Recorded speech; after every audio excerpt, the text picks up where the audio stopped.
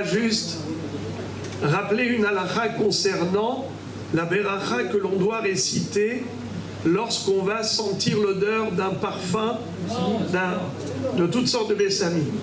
Alors on le sait que si les bessamim sont d'origine végétale, mais dans le végétal on a deux catégories, ce qui pousse sur la terre et ce qui pousse sur l'arbre.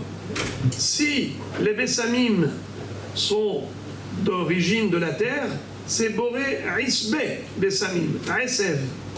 Si c'est de l'arbre, c'est boré atse bessamim, comme le hadas. Si on ne connaît pas, ou bien c'est par exemple d'origine animale ou autre, ce n'est pas végétal, c'est boré mine bessamim. D'accord? C'est l'équivalent de boré peri adama, boré peri aetz, et chez akol niya bidvaro. Boré peri aetz, boré atse bessamim. Boré peri adama, boré isbe bessamim. Chez akol niya bidvaro, boré mine bessamim. Bon. Maintenant, nous avons encore une autre bracha pour une odeur. Laquelle bracha? L'odeur qui se dégage des fruits. Alors, lorsque par exemple, on sent l'odeur d'une orange. Baruch ata Hashem Elokeinu melech haolam hanoten reyach tov baperot. C'est-à-dire que lorsqu'il s'agit d'une bonne odeur, d'un fruit qui est comestible, qui est mangeable, alors dans ce cas-là, on remercie Akadosh Baruch Hu, pas seulement pour le goût, mais même pour l'odeur. Pas seulement boré peri aetz pour l'orange, mais si j'ai l'intention de profiter de l'odeur, de la bonne odeur du parfum, alors je fais une bracha de Baruch ata Hashem Elokeinu melech haolam hanoten reyach tov baperot, ou les goyaves. Il y a énormément de fruits qui ont des senteurs extraordinaires. Eh bien, il faut remercier Akadosh Baruch Hu pour ça.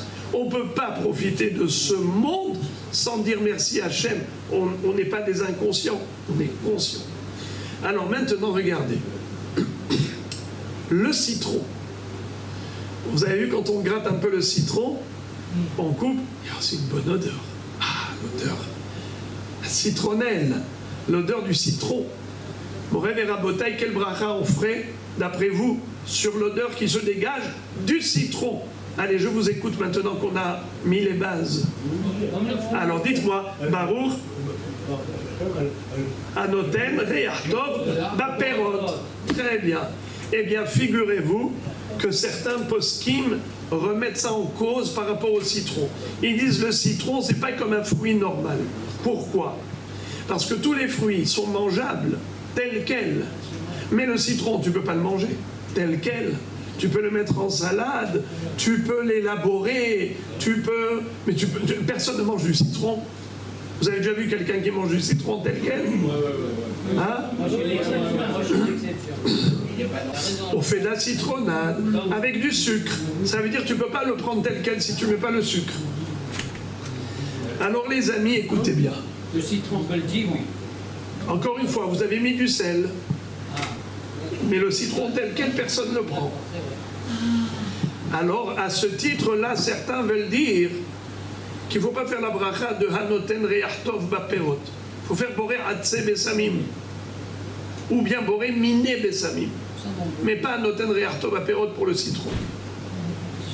Quelqu'un qui veut sentir l'odeur.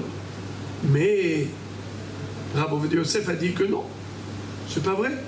C'est pas parce qu'on ne peut pas le manger tel quel qu'il a perdu le nom de péri. Pourquoi? Nous voyons qu'il est écrit dans le Shulchan Aruch que pour le clou de girofle, on fait la bracha de Hanoten Reyach Tov Baperot. Le Shulchan Aruch, comment il appelle le clou de girofle? Il appelle klao, clou, clou, C-L-O-U, klao. Eh bien, le clou de girofle, le Shulchan Aruch dit, on fait la bracha de Baruch ata Hashem Elokeinu melech haolam hanoten reyach tov baperot. Et pourquoi on fait cette bracha? Parce qu'on mange. Comment on mange le clou de girofle, les amis? Qui est-ce qui mange le clou de girofle tel quel? Personne. Comment on le mange? En tant qu'épice. Alors, si tu vois que le clou de girofle, qui n'est pas mangeable tel quel, On ne peut le manger qu'en tant qu'épice. D'ailleurs, entre parenthèses, quelqu'un qui va le manger tel quel, il y en a qui disent qu'on ne fait aucune bracha, parce que c'est pas mangeable. Eh bien, puisque ce n'est pas mangeable, on ne peut le manger qu'en tant qu'épice, comment ça se fait qu'on fait la bracha de Hanoten Reach Tov Baperot?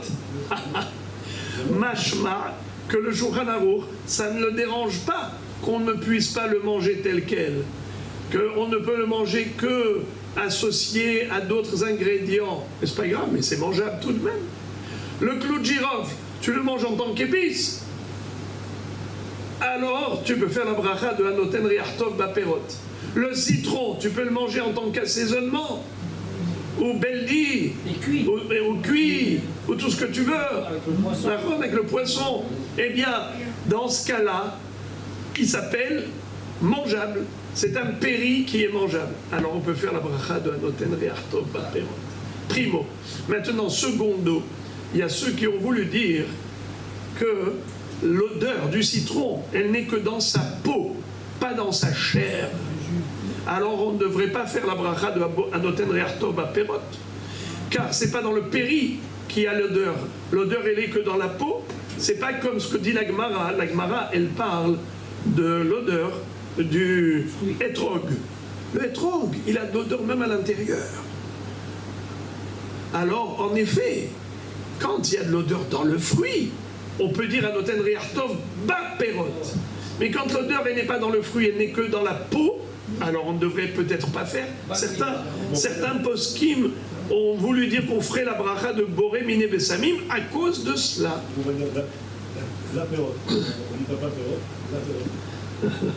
Et c'est pas comme ça qu'on dit dans la réalité. Alors, eh bien, figurez-vous qu'il a dit que non. Le Rav Yosef a dit, pas du tout. Le Rav des Aharonim ont écrit pour le limon, c'est quoi le limon? Le citron, on fait Hanoten Reach Tov Baperot. Pourquoi? Parce qu'il dit la peau, elle fait partie du fruit. On ne peut pas dire que la peau, c'est la peau, et le fruit, c'est uniquement ce qu'il y a à l'intérieur, car la peau, elle est annexée au fruit. Pourquoi la peau, elle est annexée au fruit? Elle fait partie intégrante, surtout parce qu'elle est protectrice. Et donc, elle est shomer à péri, et elle est helek min péri, et parfois, comme vous le dites si bien, qu'on va même faire un citron beldi avec sa peau, on va le cuire le poisson avec la peau. Donc, ça fait partie, évidemment, intégrante du fruit. On ne peut pas dire que la peau, c'est un élément différent du fruit, c'est le fruit. Le fruit est constitué de la chair et de la peau.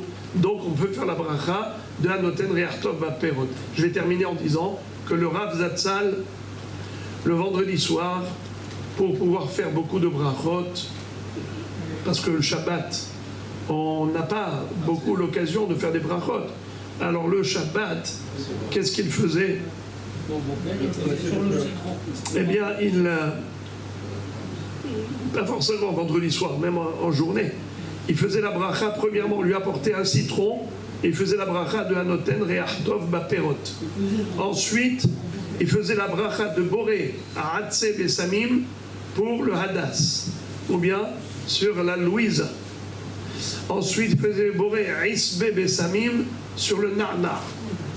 Eh bien, Rabotai, voilà comment il faisait 3 brachot, Hanoten Reach Tov Baperot, Boré à Hatse Bessamim, Boré à Isbe Bessamim, pour essayer de compléter les 100 brachot, puisque vous savez que la Hamida étant plus courte le jour du Shabbat, donc on a du mal à arriver à une centaine de brachot par jour comme il faut le faire tous les jours, sans bénédiction. Eh bien c'est comme ça qu'on les complète et que Akadosh Baruch Hu déverse sur nous tous toutes ces bénédictions.